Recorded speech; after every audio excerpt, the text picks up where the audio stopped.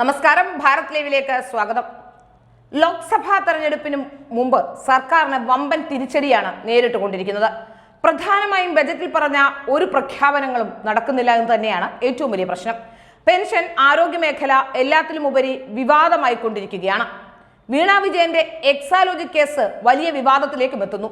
സംസ്ഥാനം കടുത്ത സാമ്പത്തിക പ്രതിസന്ധിയിലൂടെ കടന്നു പോകുമ്പോഴും മറ്റു കാര്യങ്ങൾക്കും നൽകാൻ പണമില്ലെന്ന് പറയുമ്പോഴും പിണറായി വിജയന്റെ ഭാര്യയ്ക്കും മകൾക്കും നൽകാൻ പണം ഉണ്ടോ എന്ന ചോദ്യം പ്രസക്തമാകുന്നു. അമ്മാവന്മാർക്ക് അടുപ്പിലുമാകാം എന്ന തിയറിയാണോ ഈ സഖാക്കന്മാരുടെ ഉള്ളിലുള്ളത് എന്ന സംശയം വന്നാൽ അതിന് ആരെയും കുറ്റപ്പെടുത്താൻ കഴിയില്ല. സംസ്ഥാനം കടുത്ത സാമ്പത്തിക പ്രതിസന്ധിയിലൂടെ കടന്നു പോകുമ്പോഴും മുഖ്യമന്ത്രിയുടെ ഭാര്യയ്ക്ക് ചികിത്സാ ചെലവിനുള്ള പണം അനുവദിച്ചിരിക്കുകയാണ് സംസ്ഥാന സർക്കാർ. പാവപ്പെട്ടവൻ കടക്കണിയെ തുടർന്ന് ആത്മഹത്യ ചെയ്യുമ്പോഴും ക്ഷേമ പെൻഷൻ ലഭിക്കാതെ നിരാലംബരായി വൃദ്ധജനങ്ങൾ ഉൾപ്പെടെയുള്ളവർ തെരുവിലേക്ക് ഇറങ്ങുമ്പോഴും അവരും ഈ സമൂഹത്തിലുണ്ടെന്ന കാര്യം സർക്കാരും സർക്കാരിന്റെ മറ്റു വകുപ്പുകളും ഒക്കെ മറന്നു പോവുകയാണ്. മുഖ്യമന്ത്രി പിണറായി വിജയന്റെ ഭാര്യ കമലാ വിജയന്റെ ചികിത്സാ ചെലവുകൾക്കായി 2,69,434 രൂപയാണ് പൊതുഭരണ വകുപ്പ് അനുവദിച്ചത്. 24/7/2023 മുതൽ 2/8/2023 വരെയുള്ള കാലയളവിൽ ചികിത്സയ്ക്ക് ചെലവായ തുകയിൽ അനുവദനീയമായ പണമാണ് അനുവദിച്ചിട്ടുള്ളത്. മുഖ്യമന്ത്രി പിണറായി വിജയന്റെയും ഭാര്യ കമലയുടെയും ചികിത്സയ്ക്ക് അമേരിക്കയിലും കേരളത്തിലുമായി കഴിഞ്ഞ 2 വർഷത്തിനിടെ ചെലവായ മുഴുവൻ തുകയും അനുവദിച്ച സർക്കാർ ഉത്തരവിറക്കുകയായിരുന്നു. 75 ലക്ഷം രൂപയ്ക്ക് 68 രൂപയുടെ കുറവ് മാത്രമാണ് ഈ തുക. 2021 മുതലുള്ള ചികിത്സാ ചെലവുകളാണ് അനുവദിച്ചത്. കേരളത്തിൽ മുഖ്യമന്ത്രിയുടെ ഭാര്യയുടെ ചികിത്സയ്ക്ക് ചെലവായതടക്കം 74.99 ലക്ഷം രൂപയാണ് സർക്കാർ ഖജനാവിൽ നിന്നും അനുവദിച്ചത്. അമേരിക്കയിലെ മയോ ക്ലിനിക്കിൽ മാത്രം ചെലവായത് 72,09,482 രൂപയാണ്. മുഖ്യമന്ത്രി 2022 ജനുവരി, ഏപ്രിൽ, മെയ് മാസങ്ങളിലാണ് മയോ ക്ലിനിക്കിൽ ചികിത്സ തേടിയത്. സർക്കാരിന്റെ സൗജന്യ ചികിത്സാ പദ്ധതികളിൽ ആശുപത്രികൾക്ക് നൽകാനുള്ള കുടിശ്ശിക കുമിഞ്ഞുകൂടുകയാണ്.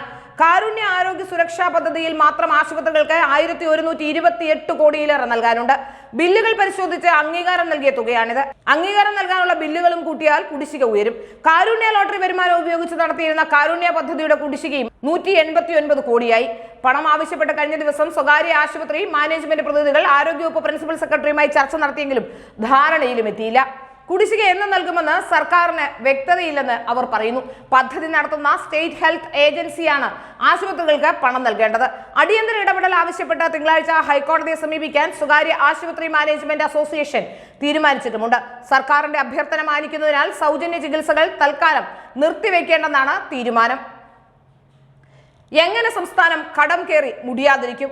എങ്ങനെ ഖജനാവിൽ പൂച്ചപെറ്റ് കിടക്കാതിരിക്കും? അതിലെന്തെങ്കിലും വേണ്ടേ? എല്ലാം ഏമാന്മാരുടെ കീശയിലേക്ക് പോവുകയാണ്. ഏതായാലും മടിയിൽ കനമില്ല, ചിലപ്പോൾ മകളുടെയും ഭാര്യയുടെയും കയ്യിലാകും ഈ പണമെല്ലാം എന്നും പറയപ്പെടുന്നു.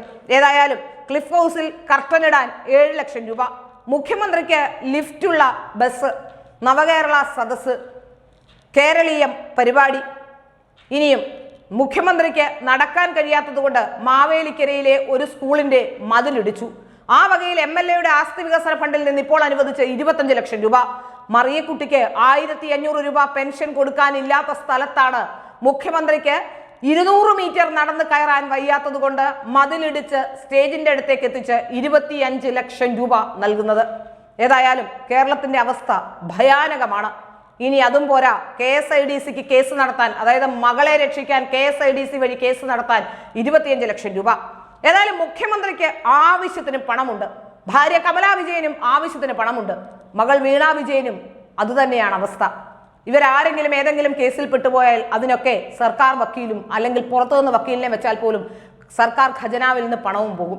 ഏതായാലും സാധാരണക്കാരന് നൽകാൻ 1 രൂപ പോലും ഇല്ല എന്ന വാദം മുന്നോട്ട് വെക്കുന്നു. കേന്ദ്രം തരുന്നില്ല എന്ന വാദവും. അങ്ങനെയെങ്കിൽ കേന്ദ്രം ഒന്നും തരുന്നില്ലെങ്കിൽ എവിടെ നിന്നാണ് ഈ പിണറായി വിജയൻ ബാക്കിയുള്ള കാര്യങ്ങൾ നടത്താനുള്ള തുക കണ്ടെത്തുന്നത്? പിണറായി വിജയനും പിണറായി വിജയന്റെ കൂട്ടർക്കും ബാക്കി എല്ലാ കാര്യങ്ങളും ഒരു കുഴപ്പവുമില്ല നടത്താൻ പണമുണ്ടെങ്കിൽ ഇവിടെ ക്ഷേമ പെൻഷൻ കൊടുക്കാനും മറ്റുള്ള കാര്യങ്ങൾക്കും മാത്രമാണ് പണമില്ല എന്ന് പല ഇവർ ആവർത്തിച്ച് പറഞ്ഞുകൊണ്ടിരിക്കുന്നത്. ഏതായാലും എത്ര കാലം ഇങ്ങനെ കേന്ദ്രത്തെ കുറ്റപ്പെടുത്തിക്കൊണ്ട് മുന്നോട്ട് പോകാൻ കഴിയും? ഏതായാലും പിണറായി വിജയന്റെ ഈ ഭരണകാലം കഴിയുന്നതോടുകൂടി കേരളം ശ്രീലങ്കയുടെ അവസ്ഥയിലായാൽ പോലും അതിൽ സംശയിക്കേണ്ടതില്ല. കെടുകാര്യസ്ഥതയും അഴിമതിയും തന്നെയാണ് കേരളം എന്ന സംസ്ഥാനത്തെ ഇത്രയും വലിയ സാമ്പത്തിക പ്രതിസന്ധിയിലേക്ക് കൊണ്ടുചെന്നെത്തിച്ചതെന്ന് സാധാരണക്കാർക്ക് പോലും അറിയാം.